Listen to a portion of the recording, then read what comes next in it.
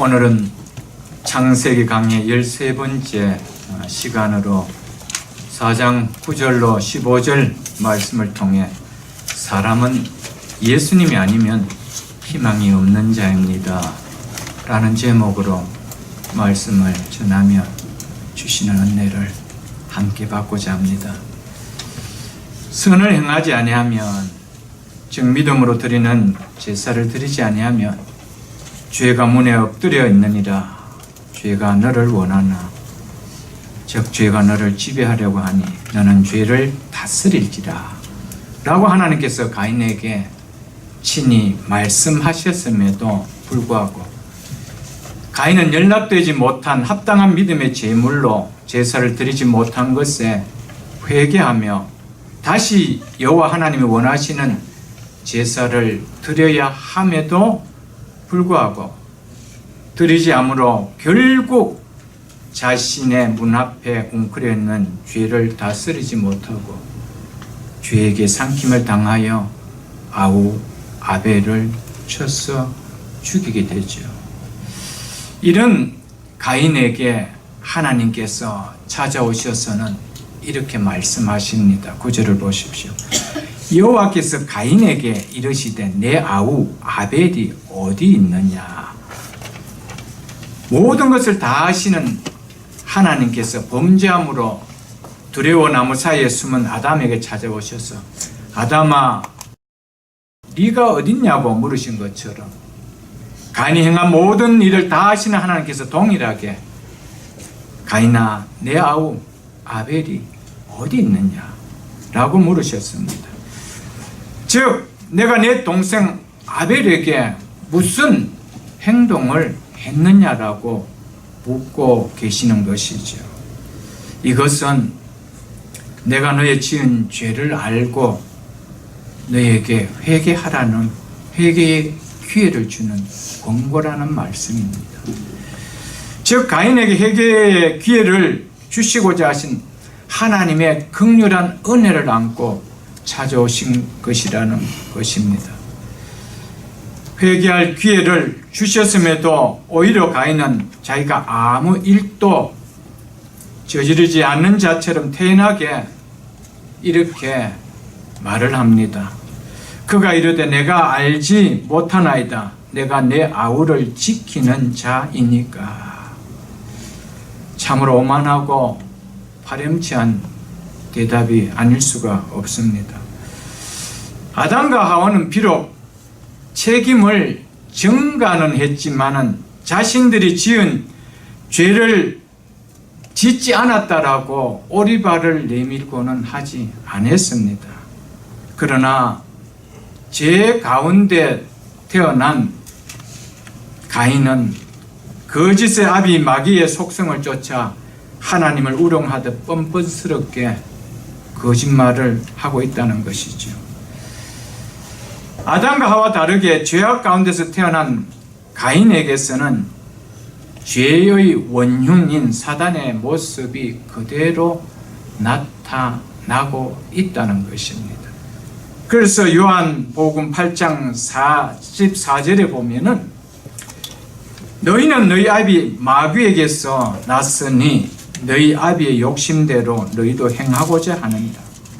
그는 처음부터 살인자요 진리가 그 속에 없으므로 진리에 서지 못하고 거짓을 말할 때마다 제 것으로 말하니 이는 그가 거짓말장이요 거짓의 아비가 되었습니다. 이 예수님께서는 사단을 향해서 하시는 이야기가 그는 처음부터 살인자고 그는 처음부터 거짓말장이라고 이렇게 이야기하고 있습니다. 그런 사단의 원흉의 그런 속성을 죄 중에서 태어난 가인은 그것을 그대로 품고 있었다는 것입니다.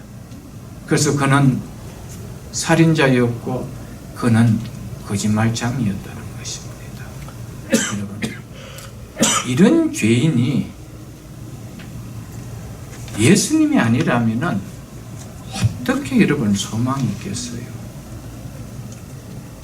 우리 속에는 조그마한 미움만 있으면 내가 가장 사랑하고 아낀다고 하는 자녀들까지도 때로는 심하게 하고 싶은 생각이고요. 평생을 함께 살겠다고 언약을 맺은 부부 간에도 극심한 미움을 가질 수가 있는 것이 우리 죄인입니다.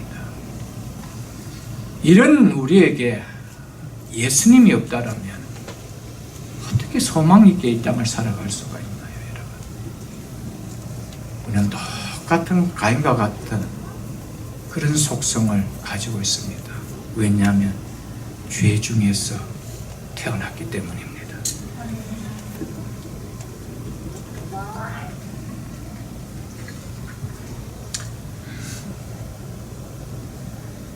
회개는커녕 이 가인이 하나님께 대한 두려움도 없이 거짓말을 하고 또 자기의 마음에 차지 않을 때 동생을 죽이기까지 한 이가 어떻게 믿음으로 하나님이 원하시는 제사를 드리고자 하는 마음이 그 속에 있었겠습니까? 여러분, 우리는 예수 그리스도를 의지하는, 예수 그리스도의 보혈을 의지하는 그 믿음이 아니고는, 그 은혜가 아니고는 우리는 한 걸음도 하나님 마음에 합하게 살아갈 수가 없는 자입니다. 절대적으로 우리는 예수 그리스도의 보혈밖에 없습니다. 예수 그리스도의 십자가의 은혜 의지하고 사는 것 밖에는 없습니다. 내가 예배를 드렸기 때문에, 내가 교회에 이런 직분자이기 때문에, 내가 몇 대째 예수를 믿는 가문에 속했기 때문에 이것으로 우리는 살아갈 수 있는 자가 아닙니다. 예수 그리스도의 은혜입니다. 예배를 통해서도 예수 그리스도의 은혜입니다. 예수 그리스도의 십자가의 은혜를 붙드는 것, 이거 외에는 아무런 우리 속에는 희망이 없다는 것이죠. 죄는 가인에게서 뚜렷하게 보여줍니다. 무엇이 죄냐? 죄의 결과는 무엇인가? 뚜렷하게 보여주고 있습니다. 죄는 사람과의 관계를 깨어버립니다. 동생이었지만은 사람과의 관계를 깨게 만듭니다. 여러분, 죄는 부부도 깨게 만듭니다. 죄는 내 뱃속에서 태어난 자녀들과의 관계도 깨게 만듭니다. 죄는 사람과의 관계를 깨게 합니다. 두 번째, 죄는 더 나아가서 하나님과의 관계를 깨게 한다는 겁니다. 하나님 앞에 거짓말하는 것을 여사합니다. 하나님을 절대적으로 두려워하지 않는다는 것이죠. 그래서 결국 여호와의 앞을 떠나버리는, 이것을 쉽게 해버리는다는 것이죠. 죄는 모든 것을 다 깨게 만듭니다. 여러분, 십자가의 은혜 아니면은 이것이 어떻게 회복될 수가 있나요, 여러분? 어떻게 우리가 부부간에 끝까지 한 배를 타고 끝까지 천성을 향해 갈 수가 있습니까? 십자가의 은혜입니다. 예수님 아니면 이거는 불가능합니다. 어떻게 사랑하는 자녀들을 가슴에 품고 끝까지 함께 인생의 길을 갈 수가 있습니까? 예수님 때문입니다. 십자가의 은혜 때문입니다. 그러지 않으면 모든 것은 다 깨어지게 되어 있습니다. 그것이 죄가 가져다 준 결과입니다. 그것은 가인을 통해서 우리에게 생생하게 보여주고 있습니다.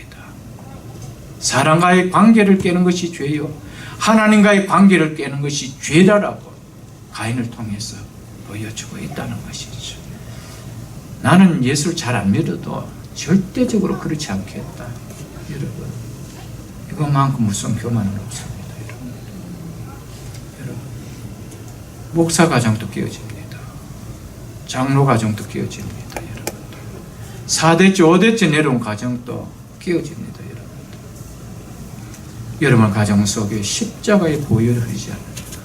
십자가의 은혜를 붙드는 믿음이 아니면, 예수님을 내 인생의 주인으로 믿는 믿음이 아니면 우리는 소망이 없습니다.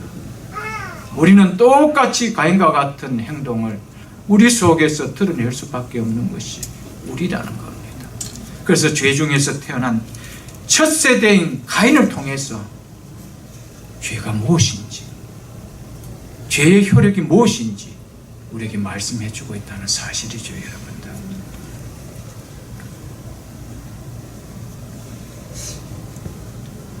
여러분, 이 지구상에 태어난 첫 번째 세대인 가인을 보십시오. 누가 가르쳐 줬나요? 동생을 죽여야 된다는 거 가르쳐 줬나요?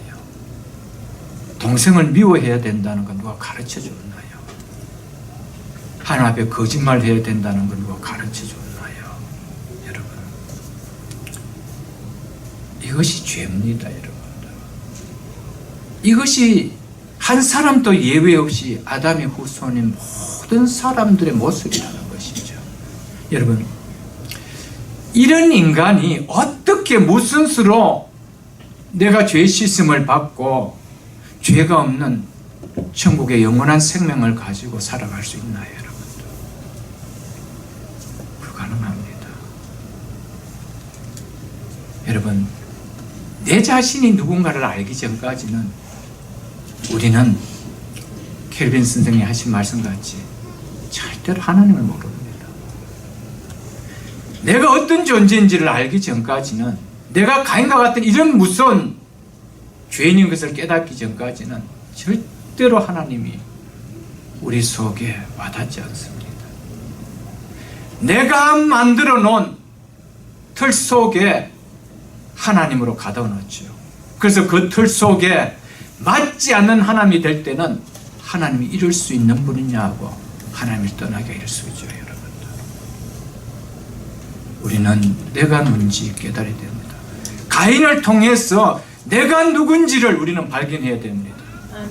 그렇지 않으면 예수 믿는 것이 소망이 되지 않습니다, 여러분들.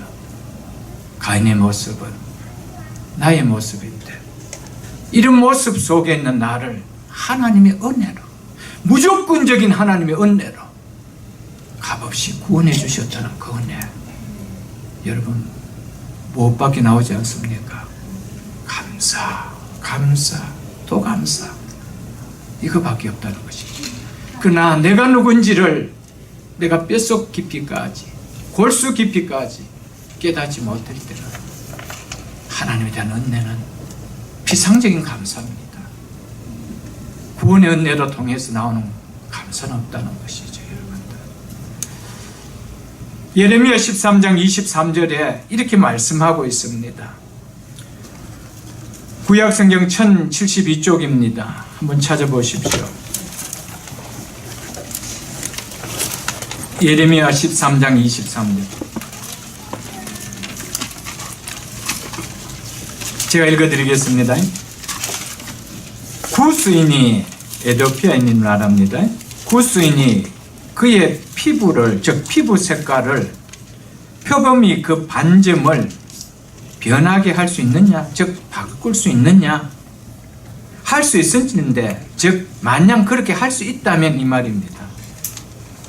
죄악에 익숙한 너희도 선을 행할 수 있으리라. 무슨 이야기입니까? 검은 피부를 가진 사람이 그 피부를 희게 자기가 바꿀 수 있느냐는 겁니다. 표범이 자기 몸에 붙은 그 반점을 없앨 수 있느냐는 겁니다. 없다는 것이죠. 여러분, 이것을 바꿀 수 있다라면 죄에 익숙한 우리도 하나님 기뻐하는 선행을 할 수 있다는 것입니다. 할 수 없다는 것입니다. 우리 속에 있는 것은 죄밖에 없기 때문에 우리가 행하는 것은 죄밖에 없습니다. 여러분, 이것을 우리는 깨달아야 됩니다. 성경은 이것을 우리에게 클리어하게 이야기해 주고 있습니다. 이것이 피상적으로 와닿으면은 복음은 복음이 되지 않습니다. 복음은 말 그대로 굿뉴스입니다. 기쁨의 소식입니다. 내가 누군지를 깨닫기 전까지는 예수 그리스도는 절대로 복음이 되지 않습니다. 기쁨의 소식으로 닿지 않습니다. 여러분, 절대적인 가인과 같은 나인 것을 깨달을 수 있기를 이 시간 축복합니다. 아멘. 인간에게 절대 불가능한 거지만 죄를 씻을 수 있는 것, 표범이 그 반점을 없앨 수 없는 것처럼, 피부가 검은 구스인이 그 피부를 희게 만들 수 없는 것처럼, 죄인인 우리가 그 죄를 씻을 수 없는데 성경은 하나님은 하실 수 있다라고 말씀하고 있습니다. 그래서 누가복음 18장 26절에서 27절에 보면 이렇게 말씀하고 있습니다. 그런즉 누가 구원을 얻을 수 있나이까? 이르시되 무릇 사람이 할 수는 없을 것을 하나님은 하실 수 있느니라. 믿으십니까? 하나님은 하실 수 있다는 거예요. 하나님의 은혜로 하실 수 있다는 것이죠.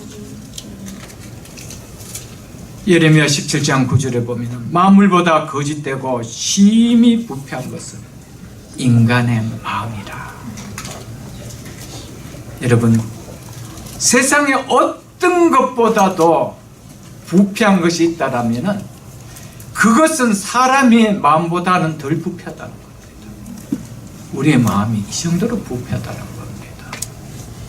여러분, 그냥 우리가 배운 학교의 교육으로, 조그마한 갖춘 교양으로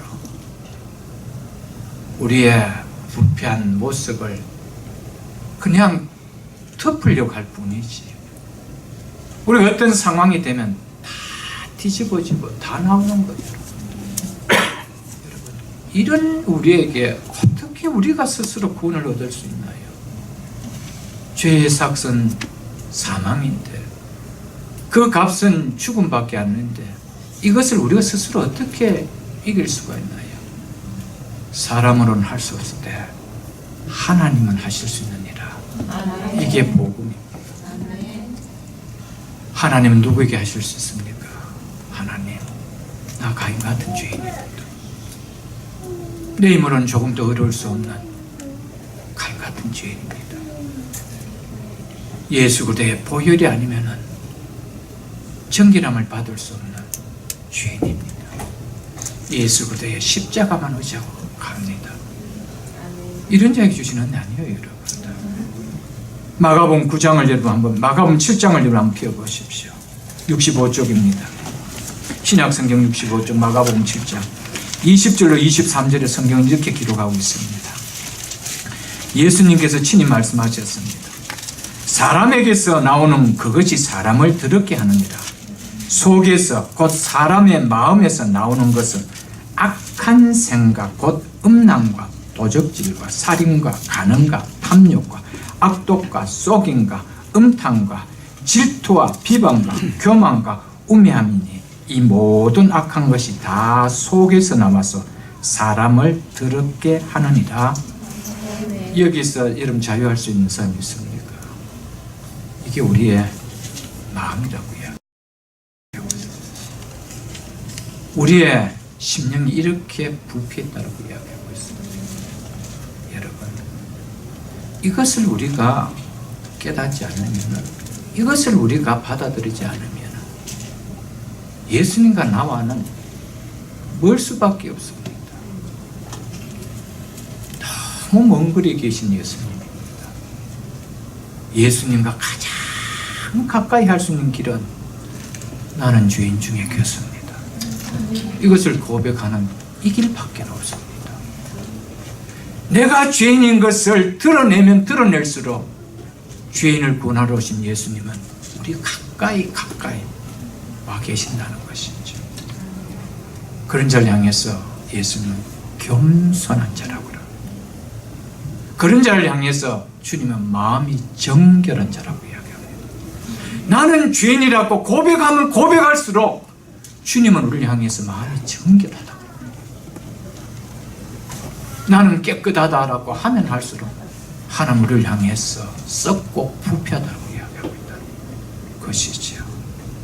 이것이 성경이 이야기하는 진리입니다. 여러분, 이런 우리 인간이 어떻게 예수님 아니면 소망이 있나요? 희망이 있나요, 여러분? 이 땅에 좀 뭔가 나름대로 꿈을 이루고 살아간 것 같지만 그 결과는 죄의 삭선, 죽음이라. 심령이 썩은 자만 갈 수 있는 그 지옥 형배를 면할 길은 아무도 없습니다. 여러분, 예수님 아니면 우리 인생 누구도 소망 없습니다. 희망 없습니다. 가인을 통해서 가인이 왜 이래? 이렇게 성경을 본다라면 성경은 비켜나가는 것이죠. 성경에 나오는 모든 인물들을 나에게 조명하지 않으면 성경은 나에게 어떤 메시지도 오지 않습니다. 가인의 그 모습은 여러분과 저의 모습입니다. 그럴 수밖에 없는 우리였는데 무슨 은혜로 예수님께서 예수 그리스도의 보혈로 십자가의 은혜로 구원시켜 주셨어. 하나님 앞에 예배드리는 자로, 그래도 하나님 앞에 선을 행할 수 있는 예배드린 자로 살아갈 수 있게 해줬는지 감사밖에 나오는 거 아니에요, 여러분? 아무리 생각해도 감사밖에 없잖아요, 여러분. 그래서 에베소서 2장을 여러분 한번 펴보십시오.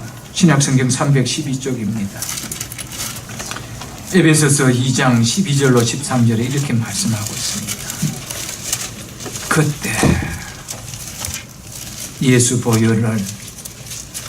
그리스도의 보혈로 구원을 받기 전을 말하지요. 그때 너희는 그리스도 밖에 있었고, 즉 그리스도와 아무 상관이 없었고 이 말입니다. 이스라엘 나라 밖의 사람이라, 즉 이스라엘 공동체에서 제외된 사람이라는 것이죠. 아브라함의 후손에서 제외된 사람이라 이 말입니다. 약속의 언약들에 대해서는 외인이요 전적으로 무관했던 사람이라는 것이죠. 뭐라고 이야기하고 있습니까? 세상에서 소망 없고, 즉 세상에서 소망 없이 살았던 자라고 이야기합니다.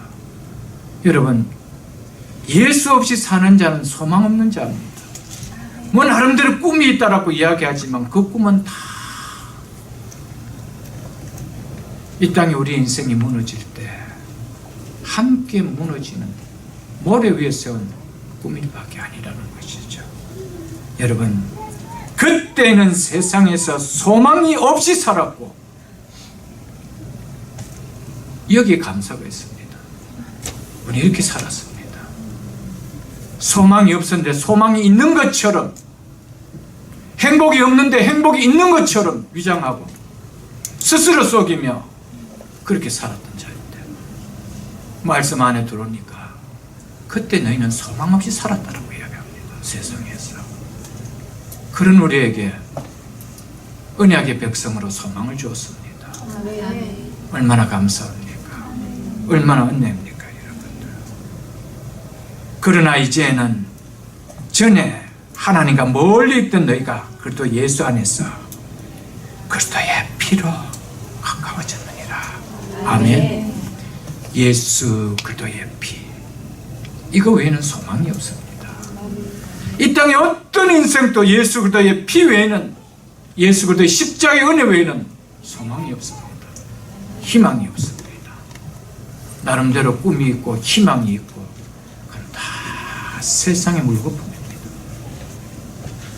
그것은 마지막에 솔로몬이 외쳤던 것 같이 동일하게 외침이 될 것입니다. 헛되고 헛되며 헛되니 모든 것이 헛되도다. 헛된데 그 무슨 꿈이 있나요? 그게 무슨 소망이 있나요? 헛된 것은 소망이 아닙니다, 여러분. 소망은 진정한 기쁨입니다. 아멘. 여러분,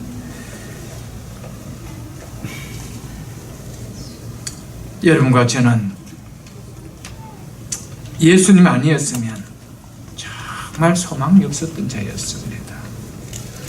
우리 모두는 예수님의 십자가 은혜가 아니었다면 정말 소망이 없었던 자였습니다. 근데 우리에게 무엇을 주셨습니까? 썩지도 않고 쇠하지도 않고 더럽지도 않는 영원한 기업을 소망을 주셨습니다. 그것을 가르쳐서 우리에게 산 소망을 주셨다고 이야기합니다. 누구를 통해서? 예수 그리스도 통해서. 그래서 이 땅에 예수 그리스도 없이 소망이 있다는 것은 다 위선입니다. 여러분, 믿는 우리들의 눈에 믿지 않는 사람들이 자식들이 조금 잘 됐다, 소망이 있는 것이 보인다, 기업이 좀 잘 됐다, 소망이 있는 것이 막 보일 때 얼마나 불쌍하게 보여요. 불쌍하게. 그게 부럽습니까? 예수 없이 잘 되는 거 두려워하지 마세요. 여러분, 이제 다음 시간 보겠지만 예수 없이 가인의 후손, 특별히 오데손 라멕에 가서는 그 가문이 굉장한 가문으로 드러납니다. 여러분, 부러워할 거 하나도 없습니다. 아무런 셋을 통해서 그 가정은 세상에 어떤 드러내는 만한 스펙을 드러내는 거 없었지만 여호와의 이름을 불렀더라. 가장 축복의 가문으로 냈습니다. 여러분, 예수님 때문에 축복의 가문이 될 수 있기를 축복합니다. 이것이 가장 우리의 소망 아닙니까, 여러분? 그래서 베드로전서 2장 10절에 보면 너희가 전에는 백성이 아니더니 이제는 하나님의 백성이요, 전에는 긍휼함을 얻지 못하더니 이제는 긍휼함을 얻는 자니라. 얼마나 큰 축복입니다. 누구 때문에? 예수 그리스도 때문에. 그 예수 그리스도의 그 은혜를 생각한다면 우리가 이 땅에 얼마나 기쁨으로 살아가겠어요. 그 예수님을 위해서 우리의 드리는 시간과 삶과 물질과 우리의 인생 세우면 세울수록 기쁨이 되는 거 아니에요, 여러분? 더 큰 소망 되는 거 아닙니까, 여러분?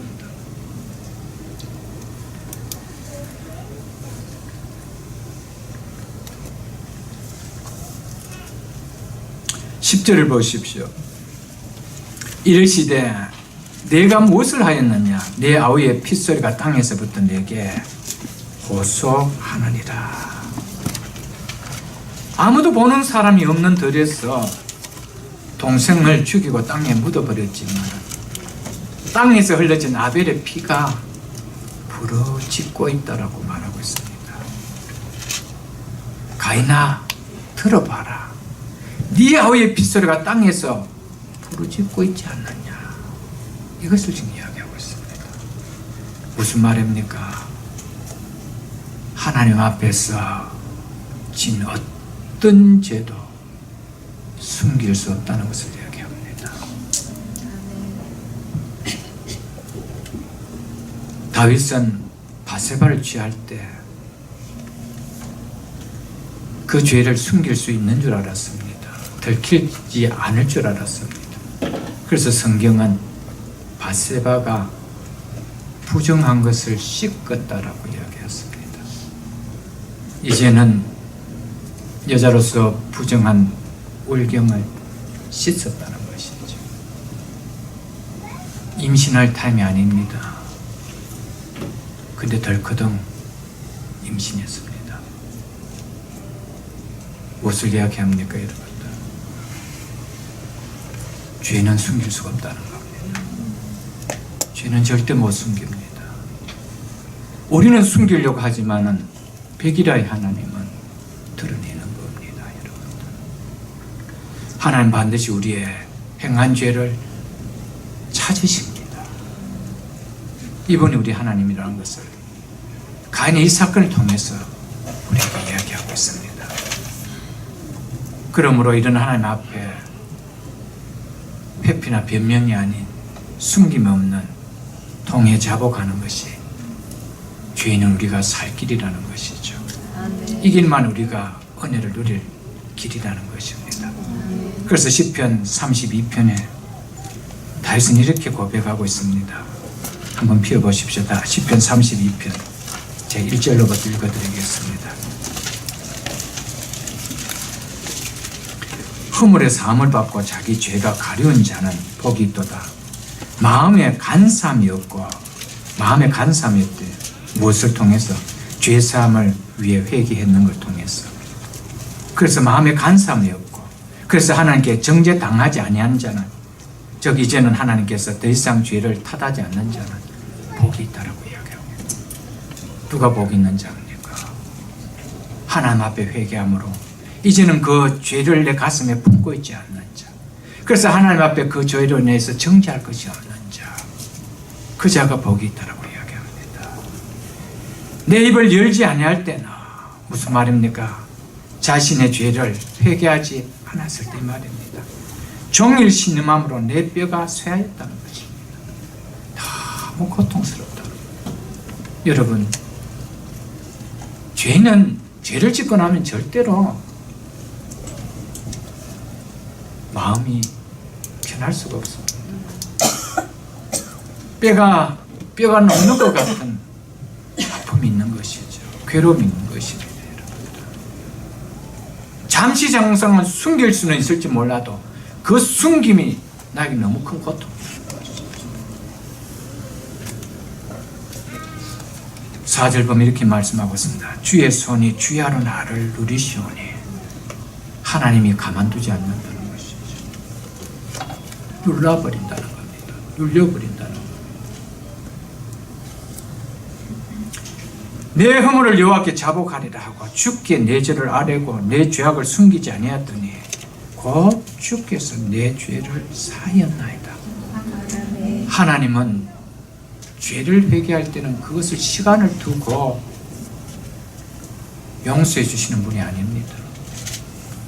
회개하는 즉시 동이 서에서 온 것 같이 우리의 죄를 멀리 하십니다.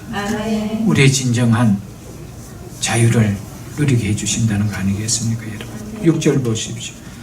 이로 말미암아 모든 경건한 자는 주를 만날 기회를 얻었어. 이 말은 그 밑에 1번에 보면은 뭐라고 나옵니까? 죄를 깨달을 때였죠. 이로 말미암아 모든 경건한 자는 죄를 깨달을 때 주께 기도할지라. 죄를 시인하고 하나님께 고백하여 죄를 용서함을 받으라는 이 말입니다. 진실로 홍수가 범람할지라도 회개한 자에겐 더 이상 하나님 그 죄가를 묻지 않겠다 이 말입니다. 여러분, 하나님은 우리의 죄를 달고 계십니다. 하나님 앞에 우리 죄를 숨길 수가 없습니다, 여러분들. 그런데요, 참 감사하지 않아요? 근데 하나님 앞에 내가 범죄한나이다 라고 자복만 하면 하나님은 그것이 마치 너가 언제 그랬느냐는 기억도 하지 않으신대요. 그것이 우리 하나님입니다. 근데 왜 안 한다는 겁니까? 근데 왜 가인은 회개하지 않는다는 겁니까, 여러분? 오늘도 하나님은 우리가 있는 곳을 찾아와서 동일하게 가인에게 묻는 것 같이 묻고 계십니다. 네가 무엇을 하였느냐? 그러면서 네가 지는 죄의 소리가 내게 호소하고 있느니라. 여러분,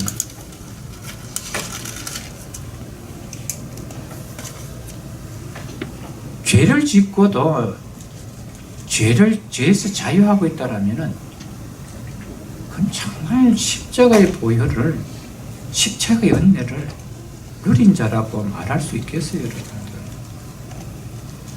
우리 하나님께서 예수 믿는 자에게 가장 큰 특권을 주셨다라면은 회개 은혜입니다. 이거보다 큰 은혜 있나요, 여러분? 세상은 정죄할지 모르지만은 하나님은 용서해 주신다는 거예요. 근데 우리가 안 하겠다는 것이죠. 여러분,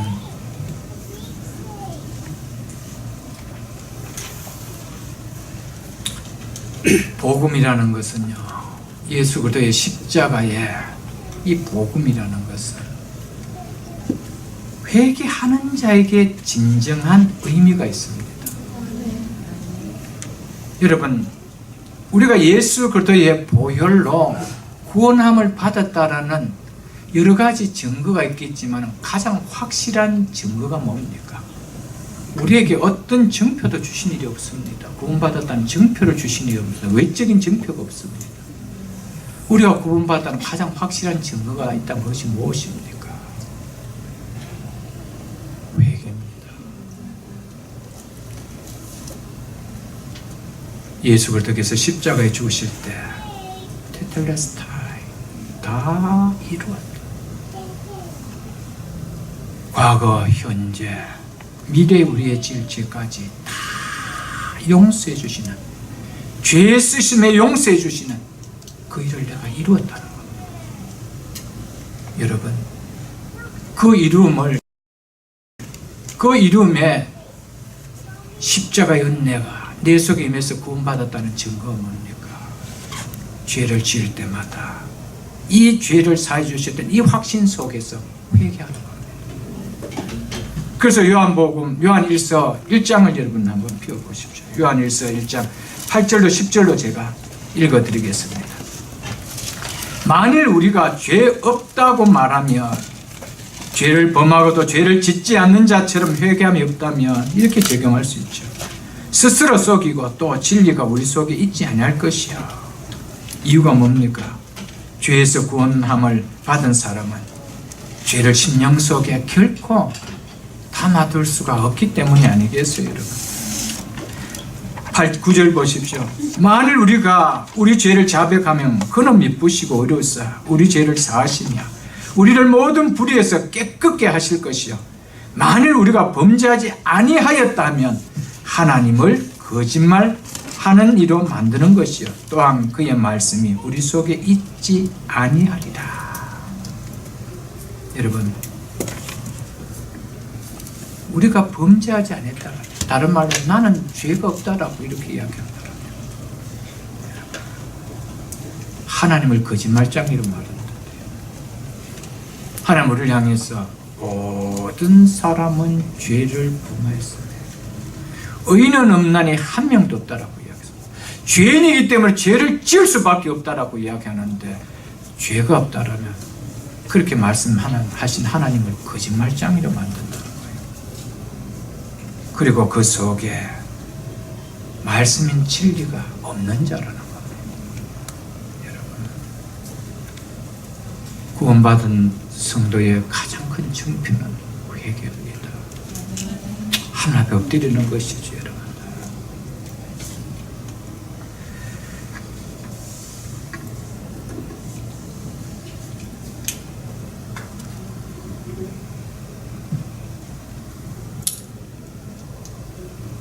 잘못을 깨닫고 회개하도록 함에도 결코 회개하지 않는 가인에게 하나님은 11절에서 이렇게 선고합니다. 11절 보십시오. 땅이 그 입을 벌려 내 손에서부터 내 아우의 피를 받았은즉 네가 땅에서 저주를 받으리니 너는 땅에서 살 동안 축복받는 인생의 삶이 아닌 저주받는 인생의 삶이 될 거라는 거예요. 여러분, 회개하지 않는 삶 속에서 어떤 희망도 갖지 마십시오. 회개하지 않는 가인에게 내린 것은 저주였습니다.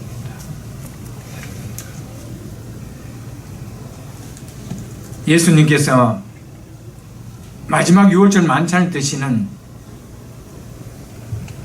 자리에서 제자들 향해서 나를 팔 자가 누구인지 내가 안다. 그러므로 너희 모두가 다 깨끗하지는 않다라고 하셨습니다. 예수님은 제자들의 속을 다 보셨기 때문에 이렇게 말씀하셨음에도 불구하고 그 한 제자를 향해서 회개할 기회를 주셨는데도 가룟 유다는 주님 나를 용서해 주옵소서. 내가 죄인입니다. 라고 회개하지 않았습니다. 여러분, 가인에게도 회개할 수 있는 기회를 줬습니다. 네가 무슨 짓을 했느냐? 지금 네 아우 하벨이 어디 있느냐? 하나님, 죄송합니다. 용서해 주옵소서. 말씀을 순종하지 못하고 죄가 웅크린 맹수처럼 내까지 왔는데 그 말씀을 내가 듣지 못하고 선을 행하지 못하고 죄를 범했습니다. 용서해 주옵소서. 이게 정상 살 길 아닙니까, 여러분? 이 중에 한 명 팔자가 있다. 다 보시고 하는데 회개하지 않고 있다는 것이죠. 지금 회개 기회를 주는 겁니다. 여러분, 회개는요, 죄에서 구원함을 받았다는 것이 무엇인지, 즉 어린 양의 피 흘림 은혜가 무엇인지 깨닫지 못한 사람은 절대 회개를 안 합니다. 회개할 수도 없습니다. 그냥 양심의 가책을 좀 받죠. 자기가 자기 자신에게 양심을 가책을 받죠. 회개는 하나님 앞에 하는 겁니다. 이것은 피 흘림의 은혜를 아는 자만이, 십자가의 죄사함의 은혜를 아는 자만이 할 수 있는 거예요. 가인은 한 번도 피 흘림의 제사를 드려본 적이 없기 때문에 알 수 있나요? 그 앞에 와서도 네 아우 하벨이 어디 있느냐 해도 내가 아우를 지키는 자입니까? 이렇게 거짓말하는 자지 회개하지 않았다는 거. 이 12 중에 오늘 밤에 한 명이 나를 팔 거라고 하는데도 팔 플랜을 가지고 있던 그는 회개할 생각을 하지 않습니다. 왜냐하면 십자가의 은혜가 무엇인지 모르기 때문에. 여러분, 신앙의 연륜을 자랑하지 마십시오. 여러분, 교회 직분을 논하지 마십시오. 내 속에 십자가의 은혜가 누려지는가? 조그마한 죄 앞에서도 하나님 앞에 통회하는 눈물이 있는가? 이게 성도요. 이게 믿음이요. 이게 예수님을 믿는, 예수님을 아는 신앙 아니겠어요, 여러분들?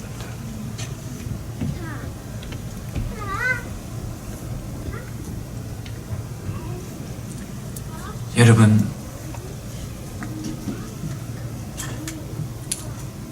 어린 양의 피 흘림에 죽음의 의미를 깨닫지 못하면요, 유월절 어린 양으로 주으신 십자가의 피 흘림을 담으신 예수 그리스도의 피 흘림에 그 은혜를 깨닫지 못하면요,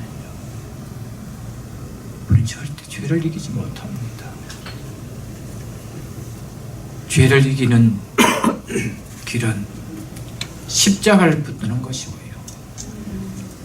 죄를 지었다 하더라도 죄를 이기는 길은 그 십자가의 은혜를 의지하고 회개하는 길밖에 없습니다.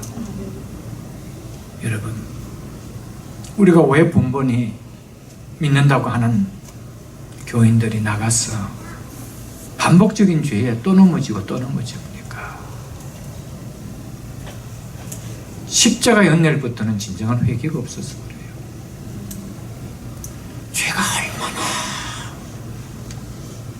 무서운 것인지 깨닫지 못하기 때문에 그렇습니다. 여러분, 십자가를 바라볼 때마다 세 가지를 우리는 깨달아야 됩니다. 첫째는 죄는 저렇게 참혹하고 많지 무섭다는 것을 깨달아야 됩니다. 하나님의 아들이 죽지 않으면 안 될 만큼 죄는 무섭다라는 것을 십자가를 볼 때마다 깨달아야 됩니다. 십자가를 보면서 죄가 무섭게 느껴지지 않는다라면 십자가 은혜는 와닿는 거 아니에요, 여러분들? 죄는 정말 무섭구나. 여러분, 십자가를 볼 때마다 처절하게 죄의 무서움을, 공포를 우리는 깨달아야 됩니다. 두 번째, 십자가에 말 때마다 십자가는 죄의 값으로 내가 죽어야 될 자리에 대신 주님께서 죽으셨다는 겁니다. 여러분, 그 주님은 나의 어떤 죄도 다 용서해 주실 수 있는 죄사함의 죽음이라는 것을 우리가 깨달아야 됩니다. 믿습니까? 마지막으로 십자가를 바라볼 때 우리가 느껴야 될 것은 나는 소망이 없다는 겁니다. 예수 그리스도가 아니면 나는 소망이 없다는 것, 이것을 깨달아야 됩니다. 이 십자가의 은혜를 우리가 깨닫지 못한다면요, 죄를 이길 힘은 없습니다. 교회 생활은 수십 년 하고 교회 직분을 가졌을지는 모르겠지만은 죄 앞에 우리는 그냥 쓰러지고 그냥 넘어질 수밖에 없는 것이죠.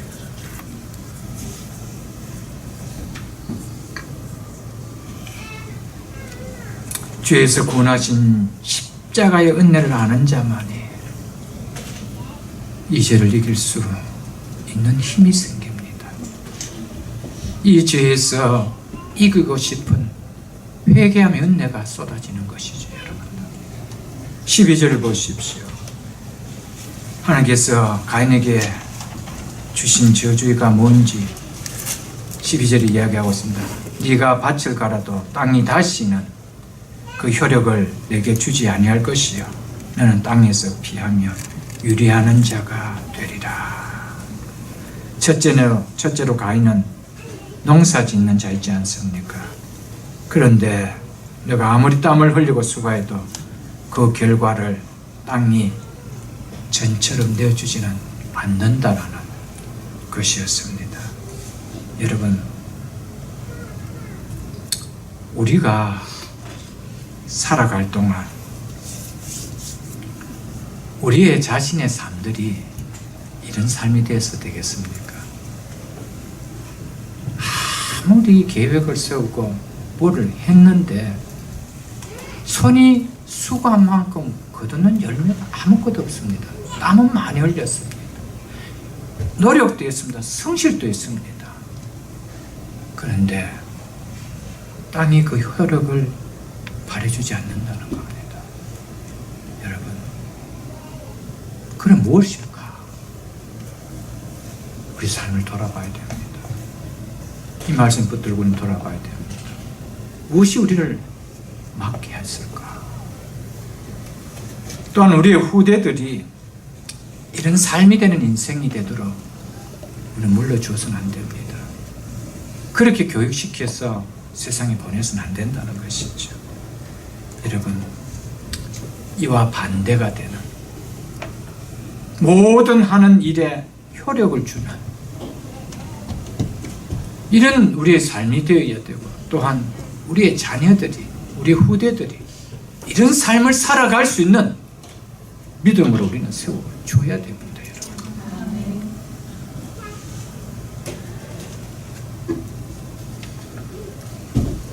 둘째로는 너는 땅에서 피하여 유리하는 자가 되는 것이라고 이야기하고 있습니다. 땅에서 피한다는 것은 안식함이 없다는 것이죠. 쉼이 없다는 겁니다. 평안이 없다는 겁니다.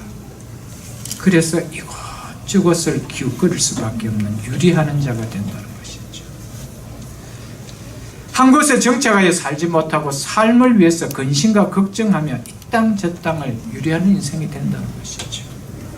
이것은 가족과의 관계도 잃게 되는 것을 이야기하며 나아가서 하나님과의 관계도 잃게 되는 것을 이야기합니다. 한마디로 가인은 이 땅에 살 동안 진정한 안식이 없는 인생이 될 거라 이겁니다, 여러분. 이거보다 무슨 저주가 있나요? 여러분, 영적으로 깊은 의미를 주는 말씀입니다. 하나님을 떠난 인생은 영원한 안식이 없는 인생이라는 겁니다. 무엇을 가졌다, 무엇을 누렸다, 진정한 안식이 될 수 없다는 겁니다. 그래서 그 삶을 방황하는 삶이라고 이야기합니다. 여러분, 두 번째는 회개하지 않는 인생 속에 가져주는 것은 안식이 없는 인생이 될 수밖에 없다는 것입니다. 오늘 이 말씀을 겸허하게 좀 받아들여야 됩니다. 오늘 이런 메시지를 다 피하고 싶어 할 것입니다. 받기를 다 힘들어 할 것입니다. 그러나 이것이 우리의 진정한 안식이요 축복을 주는 말씀인 것을 받아들이십시오. 이것이 복입니다, 여러분. 창세기에 1차적인 독자는 가나안 땅에 들어가는 출애굽한 이스라엘 백성이라고 말씀을 드렸습니다. 가인에게 주신 이 말씀을 통해서 너희가 들어가는 그 땅에서 믿음으로 드리는 바른 제사를 드리지 아니하면 너희도 이같이 범죄하는 백성이 될 수밖에 없다는 것입니다. 그리고 범죄했을 때 너희가 회개하지 않으면 내가 너희가 있는 그 땅에 땀을 흘리고 애쓰는 수확을 거둘 수 없도록 땅에 효력을 주지 않겠다라는 그 말씀을 주시기 위해서 이 말씀을 기록한 것입니다. 창세기 1차적인 독자는 가나안을 향해서 행진하고 있는 출애굽한 백성들이었습니다. 그리고 나아가서 너희는 이방 땅에서 안식처가 없는 방랑자의 삶을 살게 될 것이라는 것을 깨닫게 해주시기 위해서입니다. 누굴 통해서? 가인을 통해서. 그래서 신명기를 한번 펴보십시오. 신명기 11장 280쪽입니다.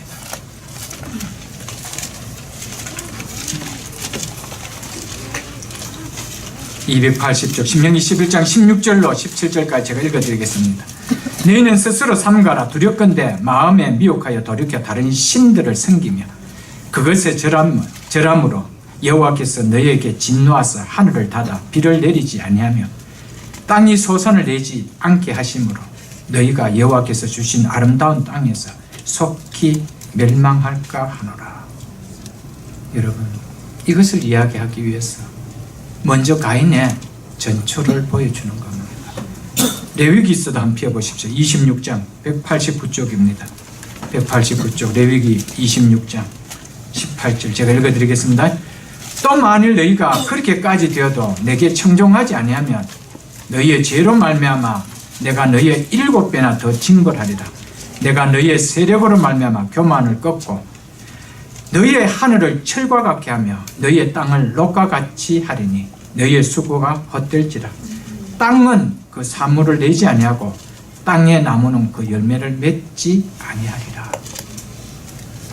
이 약속 그대로 이스라엘 백성들이 가나안 땅에 들어갔을 때 하나님 앞에 바른 믿음의 제사를 드리지 않고 가나안의 신상과 겸하여 섬기고 누누이 하나님께서 선지자를 통하여 돌아오게 했을 때 돌아오지 않을 때 그 땅의 모든 것을 거둬버리시고 결국 이방 땅에 유량자의 인생으로 살게 했다는 것이죠.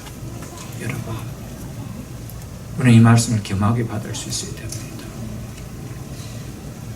하나님 앞에 바른 믿음의 제사 드리지 않고 죄를 범했을 때 하나님 앞에 회개하지 않는 삶을 산다면 여러분 아무리 힘쓰고 애써보십시오.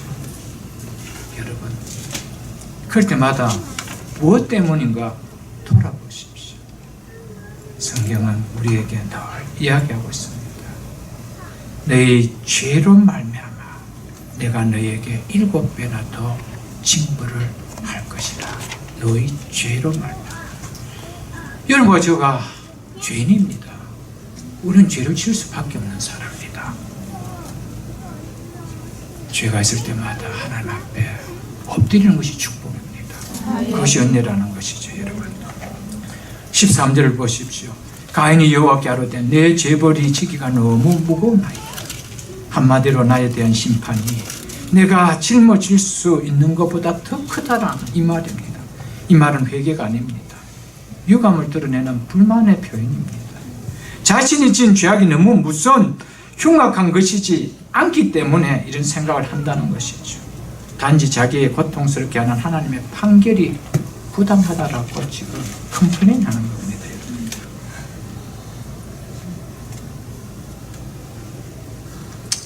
여러분, 이것이 죄 중에 태어난 죄성을 지은 우리 인간의 모습입니다. 자기가 지은 죄는 전혀 생각하지 아니하고 왜 하는 것마다 나는 되는 것이 없느냐. 내가 교회 나간 지가 얼마인데. 여러분, 이런 생각을 하죠. 여러분, 이런 죄인에게 예수님이 없다면 무슨 소망이 있겠어요? 자기의 잘못을 회개할 줄 모르는 이런 죄인에게 예수 십자가의 보혈의 은혜가 없다라면 무슨 소망이 있겠느냐는 것입니다. 그 십자가의 은혜가 우리 속에 조금이라도 흘려 들어와서 우리의 심령을 적셔줬기에 그나마 그래도 하나님 앞에 눈물 흘릴 줄 아는 회개가 있는 거 아니에요, 여러분? 아멘. 우리는 가인과 다를 바 하나도 없는 죄인입니다. 이런 죄인에게 주님 찾아와 주셔서 예수 그리스도의 십자가의 보혈로 정결 주시고 우리 속에 들어올 수 없었던 임마누엘 대신 주의 성령이 들어오게 하신 하나님 은혜 감사합니다. 아멘. 그래서 하나님, 조그마한 죄 앞에서도 정결하지 못하면 견딜 수 없어서 회개할 수 있는 은혜를 주셔서 하나님 감사합니다. 아멘. 그 은혜 감사해야 되는 거 아니에요? 그렇지 않다면 우리에겐 소망이 없었습니다. 소망이 없었어요. 우리가 뭐 잘난 것이 있었습니까? 그런 성령이 오셔서 하나님 자녀로 살아줄 만한 그런 우리 속에 의로움이 있었습니까? 우리 동일한 가인과 같은 후손들입니다. 그런 여러분과 저에게 무조건적인 하나님의 택하심의 은혜 가운데 부어주신 불가항력적인 은혜, 이것이 축복이죠. 이것이 은혜죠, 여러분들.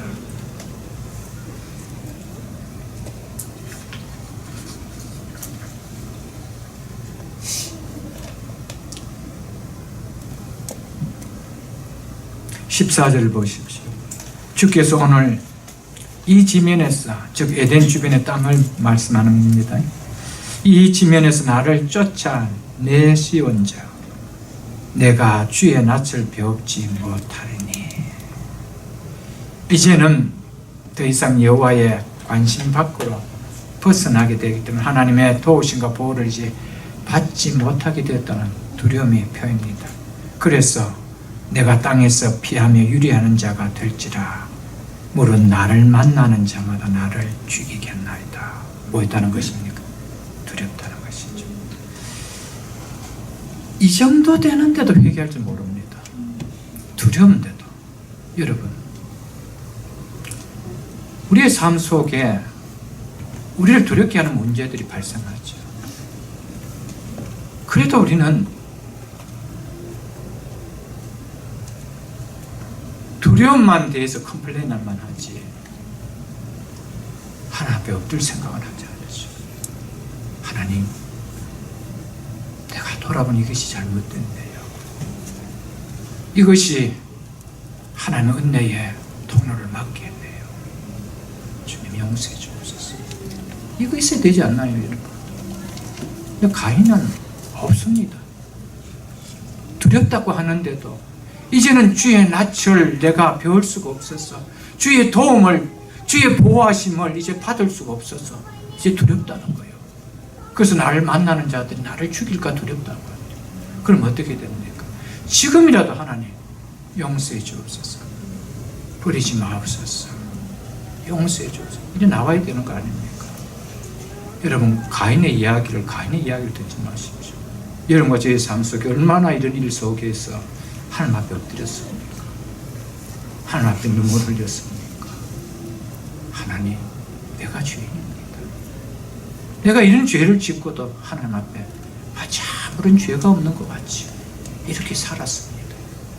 이렇게 나의 인연을 해서 내 가정 속에 하나님 모든 은혜의 통로가 막히고 있는데도 내가 엎드릴 줄 몰랐습니다. 용서해 주옵소서. 이게 사는 거 아니에요? 이게 가정을 살리는 거 아니에요?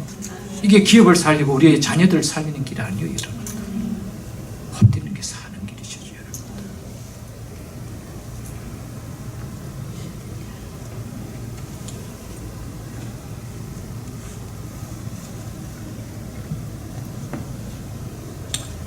여러분, 왜 하나님께서 우리에게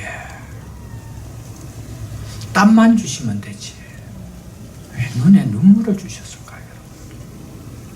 물론 눈동자가 건조하지 않도록 하기 위해서 그럴 수도 있겠죠. 저는 구속사적인 해석을 한다면 회개하라고 주셨다고 봅니다. 왜 눈물을 주셨는가? 회개하라고, 하나님 은혜를 받으라고, 하나님의 복을 누리라고, 그렇게 눈물 주셨다고 봅니다. 그래서 시편 6편 6절에서 7절 보면 이렇게 말하고 있습니다. 다윗이 내가 단시간으로 피곤하여 밤마다 눈물로 내 침상을 뜨며 내 혀를 적신하였다. 내 눈이 근심으로 말미암아 쇠하며 여호와께서 8절에 여호와께서 내 울음소리를 들으셨도다. 아멘. 이랑 끝나는 거 아니에요? 내 울음소리를 들으셨도다. 여러분, 왜 눈물을 주셨는지, 눈물을, 우리에게 주신 눈물을 축복으로 사용하십시오. 이게 얼마나 큰 은혜입니까, 여러분? 우리 여기서 성경 한 곳 궁금한 부분이 있을 것 같아서 제가 좀 말씀을 드리겠습니다. 물은 나를 만나는 자마다 나를 죽이겠나이다. 많이들 궁금해하는 이야기라서 제가 설교 시간이지만 설명을 드리겠습니다.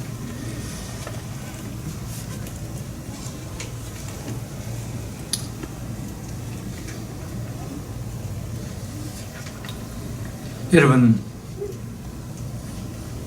일반적으로 생각하면은 가인이 아벨을 죽였기 때문에 이제는 가인을 죽일 사람이 있다면 부모들밖에 없지 않겠어요?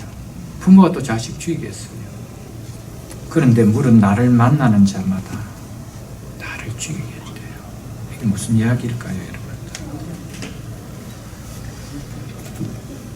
그러면 이 시대에 가인 외에 또 다른 사람이 있었다는 말 아니겠어요, 여러분? 아담과 하와가 에덴 동산에서 추방된 후에 많은 세월이 흘렀음을 우리에게 이야기하고 있습니다. 그러나 성경은 그 많은 세월이 흘렀음에 대해서 아담과 하와에 대한 이야기를 적어놓지 않고 있습니다. 적어놓은 것은 단 하나밖에 없습니다. 가인과 아벨을 놓았다는 이야기, 그밖에 없습니다.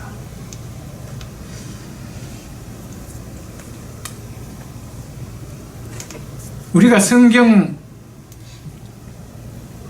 볼 때 성경은 전체 인간의 종족을 기록한 역사가 아니라는 것을 우리는 알아야 됩니다.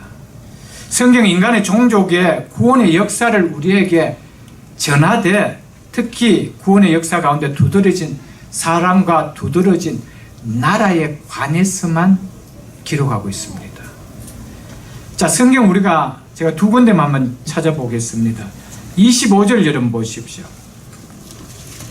25절 보면은 본문 그 25절 보면 아담이 다시 자기 아내와 동침하며 그가 아들을 낳아 그의 이름을 셋이라 하였으니 이는 하나님이 내게 가인이 죽인 아벨 대신 다른 씨를 주셨다 합니다. 아벨이 죽고 나서 아벨 대신에 또 동생을 줬다고 하죠. 그 셋이라고 이야기합니다. 이때 아담의 나이가 몇 살이 됐을 것 같아요, 여러분? 몇 살쯤 됐을 것 같아요? 5장 3절을 보십시오. 아담이 130세에 자기 모양 곧 자기 형상과 같은 아들을 낳아 이름을 셋이라니라. 130세였어요. 아담과 하와가 지구상에 존재한 그 다음에 가인과 아벨을 얻었다고 가정했다 본다라면은 130세까지 몇 명의 자녀를 낳았을 것 같아요? 여러분, 130세 몇 명이나 낳았을 것 같아요? 130 정도.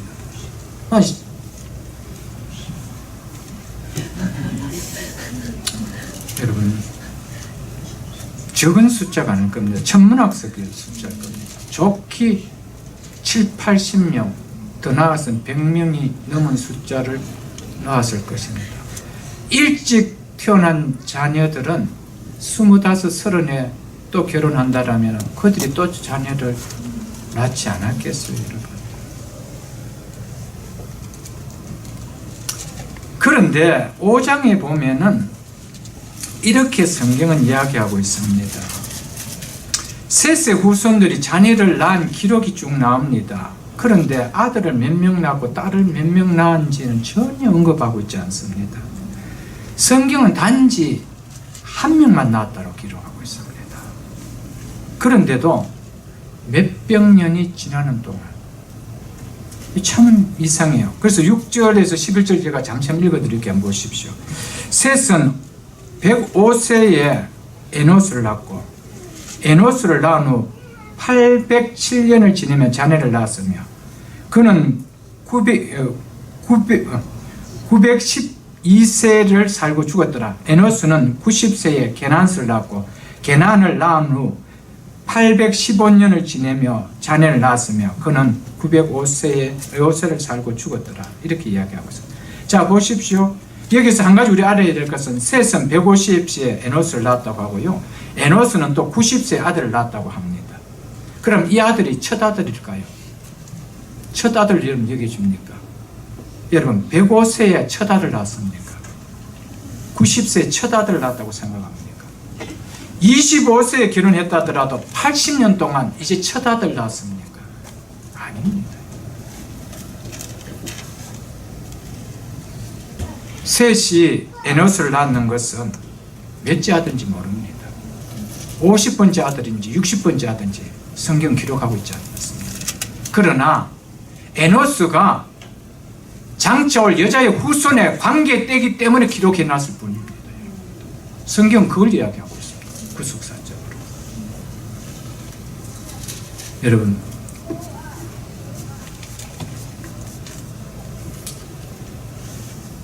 단지 성경은 한 사람만을 기록하고 있습니다.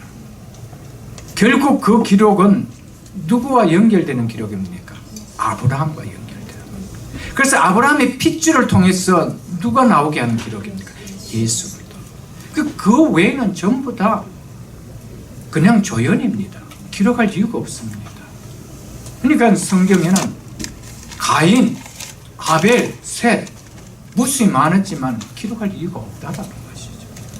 그래서 나를 만날 자가 있다는 것이죠. 그래서 만났기 때문에 그 17절에 가면은 이제 가인이 아내를 얻어 결혼하죠.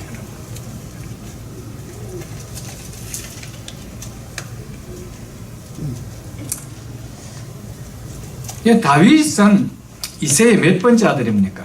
8번째 아들입니다.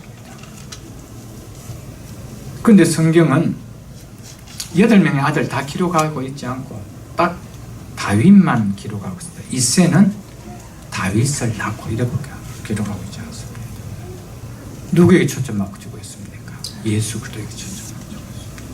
성경은 예수 그리스도에 초점을, 여자의 후손으로 오실 그분에게만 초점을 맞추고 있지 인류 역사에 대해서 이야기하고 있는 거 아니라는 것이죠. 그래서 이것을 가리켜서 신학적 용어로는 선택 기록설이라고 합니다. 선택에서 기록. 다 필요에 의해서 다 모두 다를 알게 하기 위해서라는 것이 아니라는 것이죠. 15절 보고 말씀을 맺겠습니다. 여호와께서 그에게 이르시되 그렇지 아니하다. 즉 내가 생각하는 것처럼 불안하지 않아도 된다. 이 말이죠. 왜냐하면 가인을 죽이는 자는 벌이 7배나 받으리라 하시고 내가 너를 죽이는 자는 7배로 갚아지도록 할 것이기 때문에 불안해하지 말라. 이 말입니다. 이 말은 하나님께서 7배로 보복해 주겠다 이 말 아닙니다. 철저하게 내가 너를 보호해 주겠다는 이 말이죠. 왜냐하면 성경과 히브리 문화에서 7이라는 7이라는 숫자는 완전 숫자를 이야기합니다. 그래서 벌을 7배나 내리겠다는 것은 내가 너를 완전하게 불안하지 않도록 지켜주겠다 이 말입니다. 그래서 참고로 제가 레위기 26장에 아까도 봤지만 제가 한번 읽어드리겠습니다. 16절에 보면 18절에 보면은 또 만일 너희가 그렇게까지 되어도 내게 청종하지 아니하면 너희 죄로 말미암아 내가 너희를 7배나 더 징벌하리라. 7배 완전한 징벌을 이야기하거든요. 완전한 징벌. 21절에도 보면 너희가 나를 거슬러 내게 청종하지 아닐진대 내가 너희의 죄대로 너희에게 7배나 죄를 더하리라. 이렇게 이야기하고 있습니다. 24절에도 보면 나도 너희에게 대항하는 너희 죄로 말미암아 너희를 7배나 더 칠 것이라. 이렇게 이야기하고 있습니다. 완전함을 이야기합니다. 완전함. 하나님께서 가인이 유리하는 것이 계속되어도 사람에 의해서 죽임당하지 않도록 완전하게 지켜주신다는 것이죠. 여러분, 이거 은혜 아닙니까? 이것이 은혜라는 것이죠. 그럼 왜 하나님께서 가인을 율법에 보면은 살인한 자는 반드시 죽일지라고 했는데 왜 하나님은 가인을 죽이지 아니하고 두셨을까요? 여러분,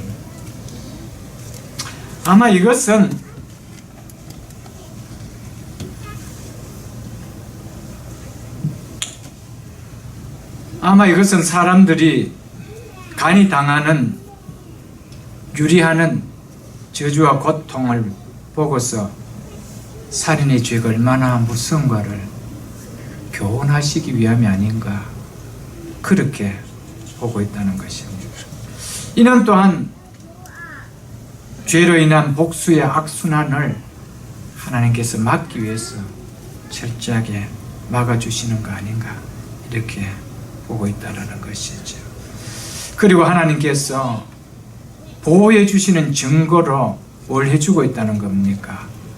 가인에게 표를 주사 그를 만나는 모든 사람에게 죽음을 면하게 해주시겠다고 하고 있습니다.